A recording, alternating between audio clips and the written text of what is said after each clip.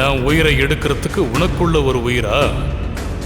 அத வேரோட புடுங்கி எரியறது மட்டும் இல்லடி, உன்னையே இல்லாம நான் ஆக்குறேன். இங்க பாரு துர்கா, இப்பதான் கனகா இல்லல, இந்த நல்ல விஷயத்த நீ அசோக் கிட்ட சொல்லாம இருக்க. இன்னைக்கு நான் சின்னையா கிட்ட சொல்லணும்னு தான் இருந்தேன். ஆனா அதுக்குள்ள அவசரமா அவர் கோர்ட்டுக்கு கிளம்பி போயிட்டாரு. என்ன துர்கா, உன் சின்னையா கிட்டதான் முதல்ல சொல்லணும்னு நீ ஆசைப்படுறியா?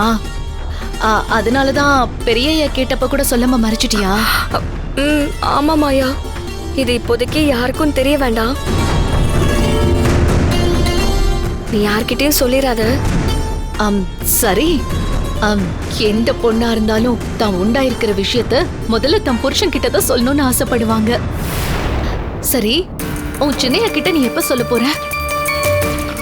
சாயங்காலம் அவர் வீட்டுக்கு வந்ததும் சொல்லலான்னு இருக்கேன். இங்கதான் நீ தப்பு பண்ற. இந்த மாதிரி நல்ல விஷயத்தெல்லாம் நீ தள்ளி போடவே கூடாது, உடனே சொல்லிடணும். நான் அசோக்கு போன் போட்டு தரேன், நீ இப்பவே சொல்லிடா.